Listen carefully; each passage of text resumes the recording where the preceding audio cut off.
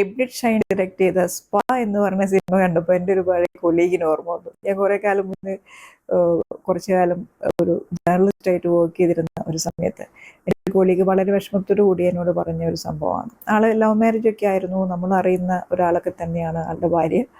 അപ്പോൾ 2 വർഷമൊക്കെ ഹാർഡ്ലി ആവുന്നേ ഉള്ളൂ.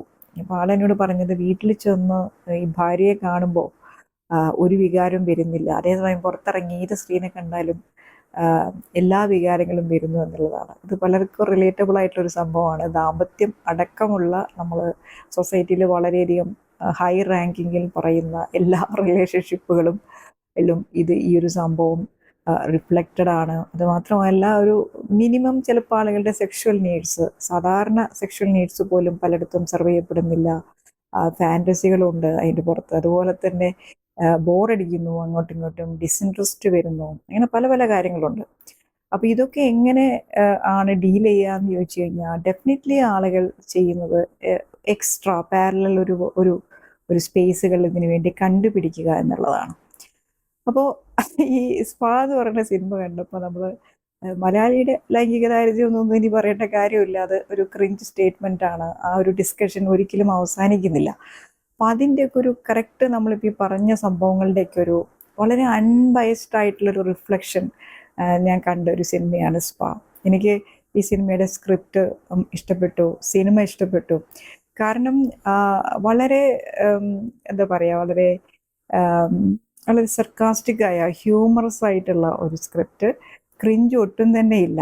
അപ്പോൾ ഇത് ഈ സിനിമയുടെ എല്ലാ തരത്തിലുള്ള ഒരു സംഭവം നോക്കുകയാണെങ്കിൽ സിനിമ ആകെ കാണിക്കുന്നത് കൊച്ചിയിൽ ഫങ്ഷൻ ചെയ്യുന്ന ഒരു സ്പാ, അവിടെ വരുന്ന ക്ലയൻസ്, അവിടെ മസാജ് ചെയ്യുന്ന സ്ത്രീകൾ, ഇത് മാത്രമാണ് ഈ സിനിമയുടെ ഒരു തീം എന്ന് പറയുന്നത്. ഇതിനപ്പുറത്തേക്ക് വേറൊരു ഔട്ട്ലെറ്റും ഈ സിനിമയ്ക്കില്ല. അപ്പം അതുകൊണ്ട് തന്നെ നമുക്ക് ബോറടിക്കാൻ അല്ലേ, ഇപ്പോൾ ഒരു ആസ് എൻ ഓഡിയൻ പെട്ടെന്ന് ബോറടിക്കാനൊക്കെ സാധ്യതയുള്ള ഒരു സ്പേസാണ്, ഒരു തീമാണ് ഈ സിനിമ സെലക്ട് ചെയ്തിരിക്കുന്നത്. പക്ഷേ എനിക്ക് അങ്ങനെ ഒരു ബോറടിയും ഉണ്ടായിട്ടില്ല എന്നുള്ളതാണ്. കാരണം ഓരോ ക്ലയൻറ്റിനും ഓരോ ഷെയ്ഡാണ് വരുന്നത്. അപ്പോൾ ഓരോ ക്ലയൻറ്റിൻ്റെ നീഡ്സ് ഡിഫറെൻ്റ് ആണ്, അവരുടെ ഫാൻറ്റസികൾ ഡിഫറെൻ്റ് ആണ്, അല്ലെങ്കിൽ അവർ ഏത് രീതിയിലാണ് ആ ഒരു സ്പായുടെ ആ റൂമിലേക്ക് കയറിയിട്ട് അവരെ റെപ്രസെൻ്റ് ചെയ്യുന്ന ഒരു പാറ്റേൺ എന്ന് പറയുന്നത് വളരെ യുണീക്കാണ്. അപ്പോൾ നല്ല ക്യാമറയാണ് കേട്ടോ. ഈ ഉള്ളിലൊക്കെ കാണിക്കുന്ന ഷോട്ടുകളൊക്കെ നല്ല ഇഷ്ടപ്പെട്ടു. മ്യൂസിക് നല്ല രീതിയിൽ സപ്പോർട്ട് ചെയ്തിട്ടുണ്ട്.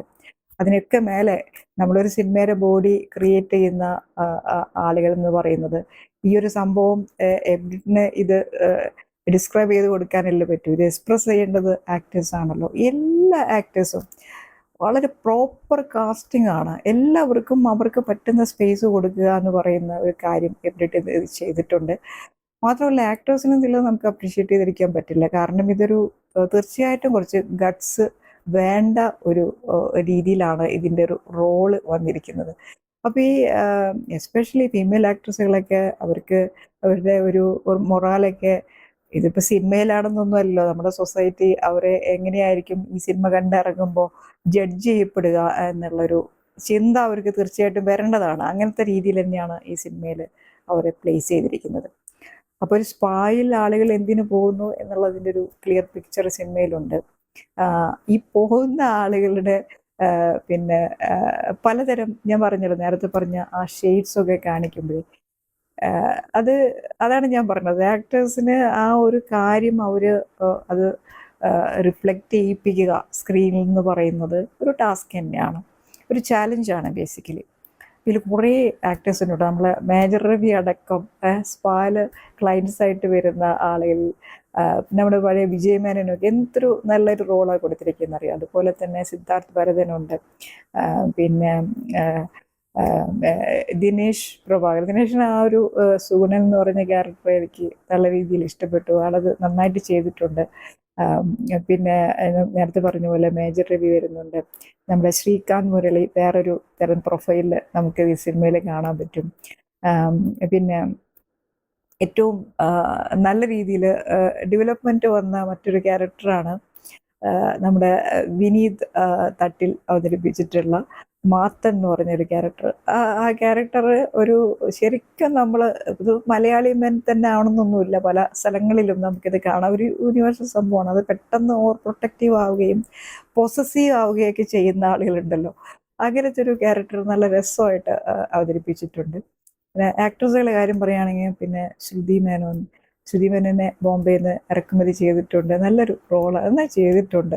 അത് ഇവരൊക്കെ ഒരു ബോൾഡായിട്ടാണ് ഇതിനെ ഡീൽ ചെയ്തിട്ടുള്ളത്. അതുപോലെ രാധാകൃഷ്ണൻ എന്ന് പറഞ്ഞ റിയ എന്ന് പറയുന്നത് എനിക്ക് നല്ല രീതിയിൽ ഇഷ്ടപ്പെട്ടു കേട്ടോ. നല്ലൊരു ഒറിജിനലായിട്ട് അൺബേസ്ഡ് ആയിട്ട് നല്ല ബോൾഡായിട്ട് ആ ക്യാരക്ടറിൽ നിന്നുകൊണ്ട് റിയലായിട്ട് അതിനെ നല്ല രീതിയിൽ ഇൻവോൾവ് ചെയ്ത് ചെയ്യാന്ന് പറയുന്നത് നന്നായിട്ട് ചെയ്തിട്ടുണ്ട്.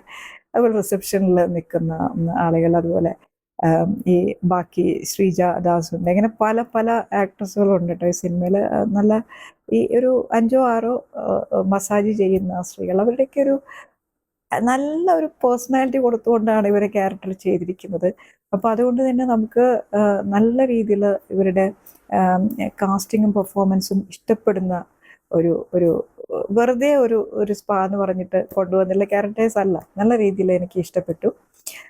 പിന്നെ സിനിമയുടെ എൻഡ് എന്നൊക്കെ പറയുന്നത് ഇങ്ങനെ ഒരു സംഭവം കൊണ്ടുപോകുമ്പോൾ എന്താണ് കഥയല്ലല്ലോ, മറ്റുള്ളവരുടെ കഥകൾ നമ്മൾ കേട്ടുകൊണ്ട് മറ്റുള്ള കാര്യങ്ങൾ ഇങ്ങനെ കണ്ടുകൊണ്ടിരിക്കുന്നു, എവിടെ കൊണ്ടുപോയി ഇത് ഒന്ന് അവസാനിപ്പിക്കുമെന്നുള്ള രീതിയിൽ കുറച്ച് കൈവിട്ടു പോയ എൻ്റെ തന്നെയാണ് സിനിമയ്ക്കുള്ളത്. സിനിമയ്ക്ക് സെക്കൻഡ് പാർട്ട് ഉണ്ടെന്ന് അന്ന് തന്നെ കേട്ടിരുന്നു. അപ്പോൾ ഉണ്ട്.